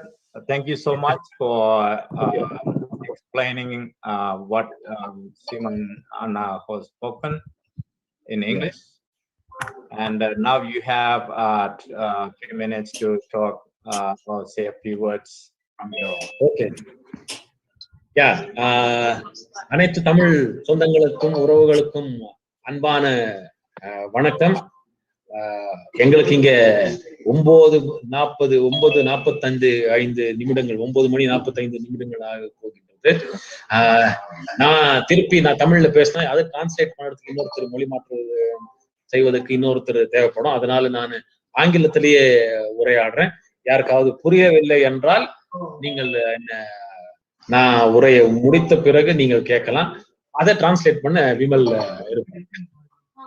Vimal, I hope that's fine. Nandri. Yeah. So the host had not actually given me a topic to speak. So he just, though this was planned long back and though he had asked me, when do you want to speak? I told him that I would like to speak immediately after Sendamilan Seeman speaks, because Sendamilan Seeman is a great inspiration, not only to me, but also to many younger generations. So I was part of the election campaign in Tamil Nadu. So something refreshing happened. That is 90% of the youngsters who were voting for the first time were the ones who voted for Sendamilan Seeman. So that's a refreshing change. And that is where I also believe that in the future elections, he is going to be a big star. He is going to be a big player, because in this gap of 5 years, the new voters, at least 90% of them would be voting for him. And the old voters, most of them would perish. That's the sad reality. And the old voters are people who have been voting for DMK and ADMK, parties which have been against the Tamil interests. So that is the reality. Everybody has to accept this. So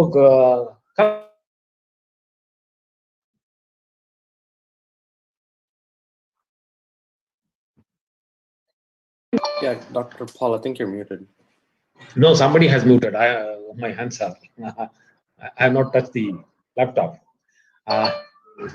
So coming back to the very question of the genocide of the Tamils, each and every Tamil youngster in this world has to remember certain very basic facts. Number one among that is, each and every one of us must remember that 146,679, I repeat the number, 146,679 is the number, are still unaccounted as a result of this genocide. This has been proven time and again. Over the past 12 years, the Sri Lankan government has been mum on this question. They have been silent on this question, because when I was introduced by Vimal introduced me as somebody who has been regularly taking part in the UN Human Rights Council. So right from 2009 onwards, I have been a participant, a speaker at the UN Human Rights Council. Unfortunately, since last March, I have never been able to step outside India. Otherwise, the 3 human rights councils in a year and the minority commission meeting at the UN Human Rights Council, I am one of the regular speakers there, where I go and meet people, make a case for the Tamils. And the most important thing that I have over the years exposed is the question of the genocide. So way back in 2015, for the first time when I spoke on that there was a genocide of the Tamils, the UN even sought an explanation. Myself, a few others, a team led by Mr. Bosco Mariadas and a couple of other youngsters, we were able to produce reports wherein we very clearly stated that what happened in Sri Lanka against the Tamils was nothing but an organized genocide, wherein the entire population of the Tamils after the war, after Mullivai Kal, after May 18th were put into open presence in the Manik Farm camps. I don't know how people can forget this, and then people start complimenting Stalin. I don't know how people forget this, and then how people can go back and say that people are saying that we have a beacon of hope. I don't know how politicians like Waiko, I'm sorry, I'm using his name for the first time, politicians like Waiko can be trusted. You can check the YouTube videos wherein he has been extremely critical of this very same Stalin and the DMK over the past few years for having collided with the Congress party in conducting this gruesome genocide against the Tamils. But today it is these very same forces who have all come together with hunger for power, with the lust for power, to sacrifice the interests of the Tamils. So it is sheer madness on the part of TNA and others, hoping that these political parties would give them some kind of relief and recognize this as a genocide. Genocide to them is nothing but only a political drama. It's nothing but only a political agenda. But then, as Tamils, we should never forget that 146,679 of our brothers and sisters are still unaccounted. 90,000 of our young women have been widowed, not by any other fact, but then by war. In Sri Lanka, 1 out of every 14 young women is a war widow. 1 out of every 14 young women is a war widow. You should note that. You should never forget that. And who is responsible for that? How far TNA or any other Tamil political party has come forward to mitigate the sufferings of these women? Today, in the front line, when people go to clear the landmines, it is these poor widowed Tamil women who have been in the forefront, going and digging up the soil and plucking out the landmines. That is because they suffer from hunger. Their bowels are empty. They have to feed the poor bowels of their young children, their siblings, their parents, because their husbands, the earning members, have been taken away forcibly by the Sri Lankan armed forces, ably assisted by India. That you should never forget. I am an Indian holding an Indian passport, but I have to speak against this wrongdoing. Today, most Tamils again trust India. And what has India done? We should ponder over this question. In 2009, India was one of the countries that brought about a resolution in the UN claiming that Sri Lanka became the first country in the history of the modern world to eliminate terrorism from its soil. You can check the records if you want to. And this resolution was brought along with Pakistan and China, the two countries which India calls as traditional enemies. At around the same time, when USA pushed forward for a resolution in 2012, USA, not because of its love for the Tamils, did that. It was because they wanted to put an end to the hegemony of China in the Indian Ocean, that they did it for their own politics. When they brought about this resolution, India supported them in 2012. India supported them again in 2013. It was only in India's national interest to see that China is kept away. In 2014, when another resolution was brought, as I was a participant in that council, I know there were 3 votings. The first time when this resolution was brought, Pakistan stopped the resolution. Pakistan said that, do we need a resolution? For that itself, there should be a voting. India voted along with Pakistan and China and said, we don't need a resolution. That was the first voting in 2014 March. Then the second voting again was forced by Pakistan in the same when the same meeting happened at the 25th session of the UN Human Rights Council. So at the 25th Council, then again, when Pakistan put forward this question as to who would pay for this, And then Pakistan wanted the deferring of the resolution to be taken to the next year for about 1 year. They want to defer the resolution for about 1 year. And then they said that UN doesn't have money for pushing forward its agenda in Sri Lanka. That again, when it was taken for voting, India voted alongside. That was the second time in 2014 India voted alongside. It was only when that resolution was also defeated that the third resolution came against Sri Lanka. So when the third resolution came, India coolly walked off in 2014. The same thing was repeated again this year. When the resolution against Sri Lanka came, once again, there were every indication that India would vote alongside Sri Lanka. But the fishermen's issue turned the apple cart. 4 Indian fishermen sacrificed their lives. So far, nearly 800 fishermen have been killed. India has never raised even its eyebrows, except for writing letters after letters to the Sri Lankan president and Sri Lankan defense minister. India has not taken up this issue internationally. That itself shows a country which ill-treats its own Tamils. Will it come to the rescue of the Elam Tamils? Because creation of a separate Elam state is detrimental to the interest of the Indian subcontinent. If Tamil Elam becomes a reality, then India's problem is the people of Kashmir would ask for an independent state. The people of Punjab would ask for an independent state. The Northeast, there is already a struggle going on. The people of Bengal would say that we want a separate Bengali-speaking state. So that is where you need to understand Indian political compulsions. India is never going to recognize this as a genocide. Though the very same political party, the ruling party of India, BJP, had promised in 2014 by sending its emissary Yashwant Sinha to Chennai to assure the Tamil people that BJP's first act after coming to power would be to recognize what happened in 2009 was a genocide.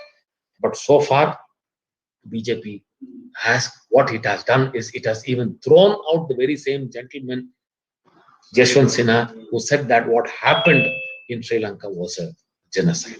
Can you trust India? Is a very big question mark for the younger generation of Elam Tamils, because a number of Elam Tamils are today celebrating in euphoria that DMK and Stalin have come to power. Knowing Stalin quite closely through his friends, 5 of my own friends have been elected from the DMK as members of the Legislative Assembly. They are my friends at a very personal level, but I differ with them ideologically. So through them, I know the mind of Stalin quite well. Stalin is somebody who is not interested, who has not an iota of interest in the Elam Tamil issue other than only for election compulsions. He had gone in 2013, he had gone to the UN, submitted a letter. Then he also took part in a conference in 2013 in London. But this was merely to gain back the lost reputation of the DMK as a party that supported the Tamil Elam issue. You need to understand the virtual reality. Who are the people who are not ruling, who are ruining? So it is in this sense. I know. When I start go on speaking, my timing is totally different because being a I wanted professor. to let you know that Honorable MB Garnet is with us and he's Yeah. Sorry. Thank you. So it is here that we need to, and I'm just finishing. So it is here we need to know that our lands have been taken away. 17,000 acres of Tamil land is still under the control of the Sri Lankan armed forces. It is a completely militarized zone. It's a land which we had governed for ourselves. There was self-governance in this land. A land roughly the size of Kuwait or Slovenia, or even the size of Israel. A land that is more than the land mass of 41 countries, including Singapore, is under the control of the Sinhalese forces. We had our own de facto government. We had our own police, the judicial system, finance, economy. Development existed in these regions. But today, we are totally dependent on the Sinhalese. The Tamil population is more than the population of 59 countries. 59 countries. Sri Lanka does not accept that Tamils have a homeland. Sri Lanka does not accept Tamil nationhood. It doesn't accept Tamil's right for self-rule. It doesn't accept the basic rights of the Tamils, right to self-determination and the right to self-rule and to have a referendum. It is here that the only solution can be through a democratic fight, through the right to self-determination, and this democratic fight should lead us to a referendum. This can be possible only when the Tamils of the world unite and come with unison to voice their opinion, not only at the UN, but wherever the forum is open, whereas it may be the European Union or any other place in the world. The Tamils should stand united, and it is for the younger generations to come together, not to forget what happened in Mullaivaikkal, not to forget the 90,000 young war widows, the 40,000 war orphans, and most importantly, the 1,146,679 Tamil brethren who are still unaccounted, and beware of the dirty Tamil politicians who are ready to sell us for their own self-interest and for their own motives. Thank you. அன்பான நன்றி, வணக்கம். நன்றி doctor Pavul Neumann அவர்களுக்கு நம்முடைய நன்றிகளை கூறிக்கொள்கின்றோம். இவருடைய பேச்சு தமிழிலும் ஆங்கிலத்திலும் இருக்கிறது. அநேகமான நாங்கள் பார்க்கின்ற பல மனித உரிமை செயற்பாட்டாளர்களுக்குள்ளே டாக்டர் பவுல் நியூமன் பல விடயங்களில், ஈழத்தமிழர்களுடைய விடயங்களில் ஆரம்ப காலங்களிலிருந்து பட்டு நமக்காக குரல் கொடுத்து வருகின்ற என்பதை நான் இங்கே பதிவு செய்ய விரும்புகின்றேன். அதனை அடுத்து எம்மோடு இன்று இணைந்திருக்கின்ற பாராளுமன்ற உறுப்பினர் கானட் ஜீனஸ் அவர்களுடைய இன்ட்ரோடக்ஷனை அமரன் அவர்களை ஆங்கிலத்தில் கூறி அவரை வரவேற்குமாறு அமரனை கேட்டுக்கொள்கின்றேன். Amaran. Next, we have Honorable MP Garnet Janus. He is a member of the Conservative Party and is from Alberta, Canada. He is a member of the Canadian House of Commons and serves as a Shadow Minister for International Development and Human Rights. MP Garnet.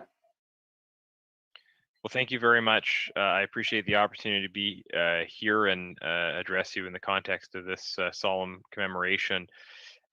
And to say as well that I've really appreciated the opportunity to work with so many members of the community on various issues of justice and human rights.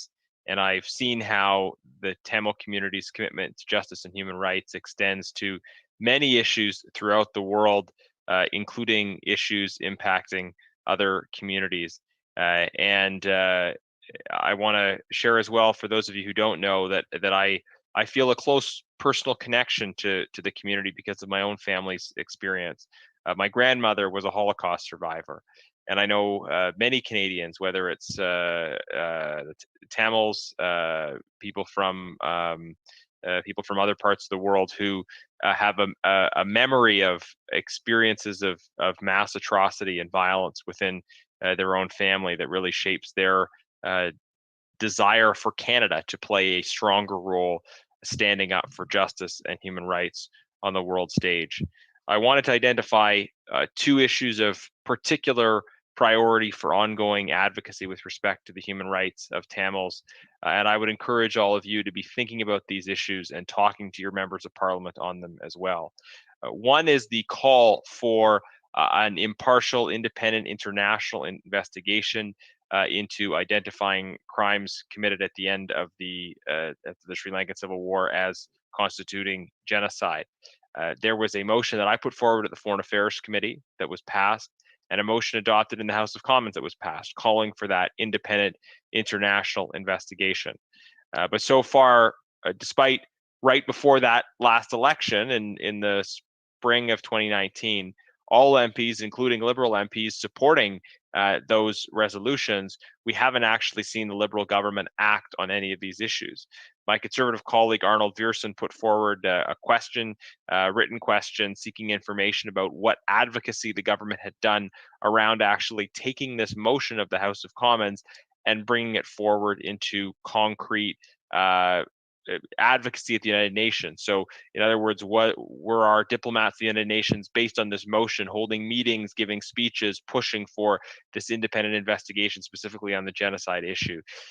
And we got the answer to the written question back. Absolutely no mention of any meetings or advocacy taking place with respect to that particular issue. They spoke about other discussions that had happened on the situation in Sri Lanka, but nothing about the specific call from the House of Commons for that genocide investigation. The other issue, in addition to the calls for that investigation that I wanted to mention, is calls for Magnitsky sanctions. Magnitsky sanctions are targeted sanctions against individuals who are involved in human rights abuses. Historically, when people think of economic sanctions, they think of sanctions that target a whole country or a whole region. But the trend has become, I think appropriately, trying to focus in on individual perpetrators of violence and hold those individuals accountable through sanctions on them, limiting their ability to do business with Canadian entities, to move their money, to travel, etc. Magnitsky sanctions are a powerful tool for holding human rights abusers accountable and for ending this trend of impunity for mass atrocities. There are too many people that have been and are involved in horrific crimes who are able to then continue their careers and live out the rest of their lives unimpeded, even being able to travel and move their money to other countries. Magnitsky sanctions seek to target for sanctions abusers of human rights, and Conservatives have specifically called in the House of Commons for the use of Magnitsky sanctions against those involved in human rights abuses in Sri Lanka. So we have sought independent international investigations on genocide, as well as Magnitsky sanctions targeting human rights abusers. These are two calls to action that we have been consistent on, but unfortunately have yet to be taken up by the government. So I would encourage all of you to be steadfast in your advocacy and to ask your elected members of parliament to do more. Not to just attend commemorations and speak about these issues and express their verbal solidarity, but to commit to taking up some of these critical action items that will make a difference, that will hold perpetrators accountable, that will help victims on the ground. With that, I'll end. Thank you for this opportunity, and I want to commit to my ongoing friendship and support for these critical causes and action items, as well as to share the commitment of the leader of my party, Aaron O'Toole, our foreign affairs critic Michael Chong, and all of our caucus to continuing to push forward on these important issues. Thank you so much. Thank you very much, MP Garnett. He has been very supportive to the whole Tamil community in Canada, and I would like to thank, in behalf of ABC Tamilali and Tamil Movement, for being with us today. Thank you so much, MP Garnett. Amaran. Yep. Next, we have Nimalan Satyakumar, a Bharatanatyam dancer and choreographer from Germany, and a disciple of Mrs. Rajini Satyakumar, here to do a Mulivaikal remembrance dance. Nimalan. இப்பொழுது நிமலன் சத்யகுமார் அவர்கள் வழங்கும் முள்ளிவாய்க்கால் நடனம். வணக்கம். வணக்கம்.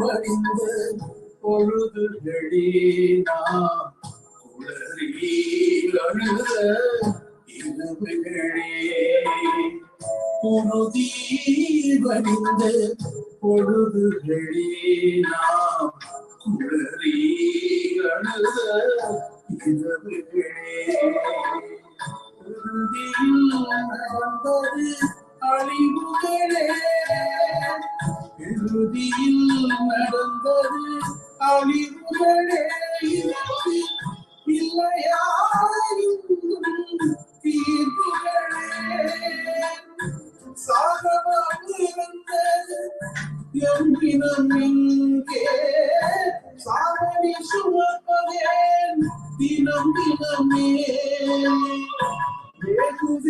வேகுதேயங்களின் ஆழ்மனமே இந்த வழியினை சொல்வது யாரிடமோ யாரிடமோ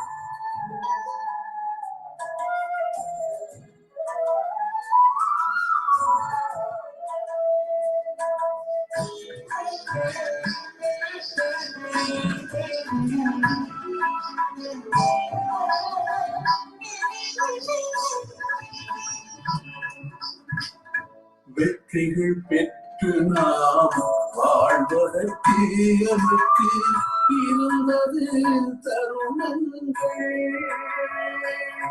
இங்கே வேண்டும் என்றே உலகமெல்லாம் நம்மை எதிர்க்கதான் நிகழ்ந்தது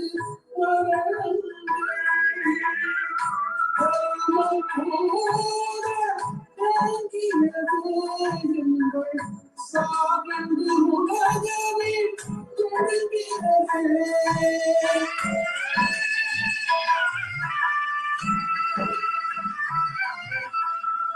மரணம் போல நடக்கின்ற மழை போகவும் தொடங்கியது உள்ளி வாய்க்காலின் வேதனைகள் எதிரிக்கும் கூட வேண்டாமே வேண்டாமே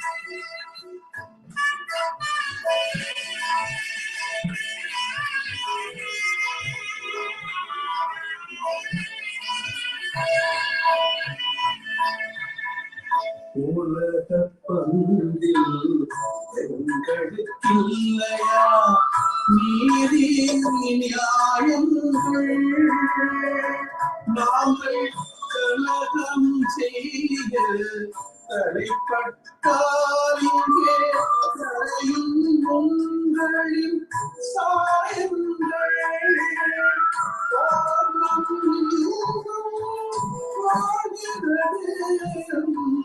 ஓட்டத்திலும் கோபங்கள் ஓட்டுகிறது ஆகம் கொள்ளையது நாம் உடைத்த அத்தனையும் பாடம் கிடைக்கிறது உள்ளி வாழ்த்தாலின்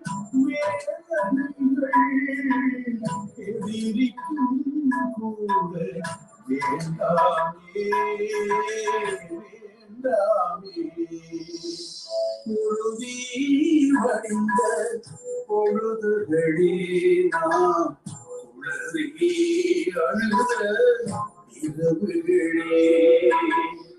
உறுதி வடிந்த பொழுதுகளே நாம் உளறி அழுத இரவுகளே இறுதியில் நடந்தது அழிவுகளே இதற்கு இல்லையா தீர்வுகளே சாகமாயிருந்தது எம் இனம் எங்கே சாரணி சுமப்பதே தினம் தினமே ஆன்மனமே இந்த வழியினை சொல்வது யாரிடமோ யாரிடமோ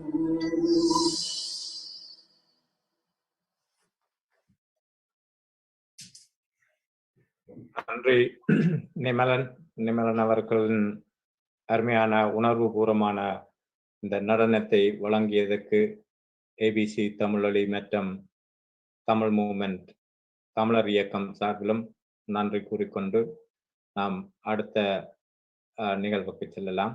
Amaran. Yep. Next, again, we have Snega Kumaran from Canada. Sneha Kumaran அவரோட ஆடியோல டெக்னிக்கல் டிஃபிகல்ட்டி இருக்கிறோடைய நாங்கள் இப்பொழுது சுபத்ராவிட்ட செல்லலாம். Amaran. Okay. Yep. Subhatra Vardharaj is here to provide a closing remark. Subhatra. Yeah, hi.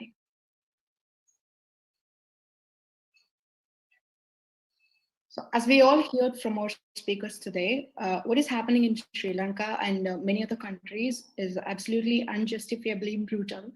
The precedent that this sets for the world and for future continuing atrocities is something that must be swiftly addressed.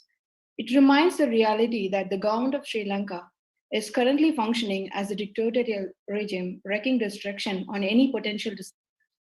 The irony being, they're creating more by actions like this, like our speakers mentioned today. Like our chief guest, Sendamlan Seaman mentioned, when a murderous leader and regime sit on the throne of power, the international community can have no business justifying or contributing to uphold such power.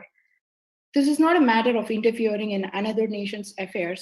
I often hear people saying that we should worry about our own problems. As you have heard from our speakers today, this is also our issue. By refusing to fight something so atrociously evil, we set a dangerous precedent for our own family as well. By refusing our own business complicity in these genocidal crimes, we are not just failing to address them, we are contributing to them. This is very much our issue to address. This is why this must be prioritized. Today, as we address the commemoration of 12th anniversary of the Tamil genocide, we somberly recognize that we have been slow to respond to the signs of genocide. It is already too late to undo the trauma that has been done to an entire generation of innocent brothers and sisters, but we must stop the continuation of this genocide. On behalf of everyone here today, I thank our chief guest, Sendamilan Seaman, for his presence today and taking the time to speak to us today on this very crucial topic. Your comments on how we should approach the genocide situation in Tamilam is certainly inspirational, and we thank you for what you do for the community. I'm certain that many youngsters, including me, had a chance to learn a lot from your speech today. I also thank Honorable MP Garnet Genius for joining us today and showing his support. I thank Dr. Paul Newman for his inspirational speech, and I thank Tilakshi Sivaganeshan for her emotional and wonderful speech while sharing her own experiences. We thank you all for attending this meeting today, and I hope that you will take many valuable ideas from this meeting today, and we look forward to seeing you all in the upcoming meetings. Thank you. நன்றி. Thank you so much Subhadra. நன்றி. அனைவருக்கும் மறுபடியும் நான் ஞாபகப்படுத்த விரும்புகின்றேன். இந்த நிகழ்வானது, அதாவது ஈழத்தமிழர்கள் மீது மேற்கொள்ளப்பட்டு வரும் இனவாழிப்பை வெளிக்கொணரும் விழிப்புணர்வு வாரம் இன்று ஆரம்பமானது போல் நாளை நாளையும் 14ஆம் தேதி வரை காலை 11 மணி கனடா அமெரிக்கா நேரத்துக்கு ஆரம்பிக்கப்படும். அதே போன்று 15ஆம் தேதியிலிருந்து 18ஆம் தேதி வரை காலை 10 மணிக்கு ஆரம்பிக்கப்படும் என்பதை இங்கே பதிவு செய்ய விரும்புகின்றேன். அதே நேரத்தில் ஒவ்வொரு நாளும் இன்று அண்ணன் சீமான் வந்து பேசியது போன்று ஒவ்வொரு நாளும் பல தலைவர்கள், போராளிகள், மனித உரிமை போராளிகள், மனித உரிமை செயற்பாட்டாளர்கள், மனித உரிமை சம்பந்தமான ஐக்கிய நாடுகள் சபை நிபுணர்கள் பேச இருக்கிறார்கள். தயவு செய்து இந்த இனிவரும் 7 நாட்கள் 6 நாட்களில் நடக்க போற நிகழ்வில் கலந்து கொண்டு சிறப்பிக்குமாறு உங்களை தாழ்மையுடன் கேட்டுக்கொண்டு இன்று இணைந்தமைக்கு மறுபடியும் நன்றியை கூறிக்கொண்டு தமிழர் இயக்கம் மற்றும் ஏபிசி தமிழொலி அமைப்பினர் சார்பில் மறுபடியும் வாழ்த்துக்களையும் தெரிவித்துக் கொண்டு உங்களிடமிருந்து இன்றைய நிகழ்விலிருந்து விடைபெற்றுக் கொள்வோம். நன்றி.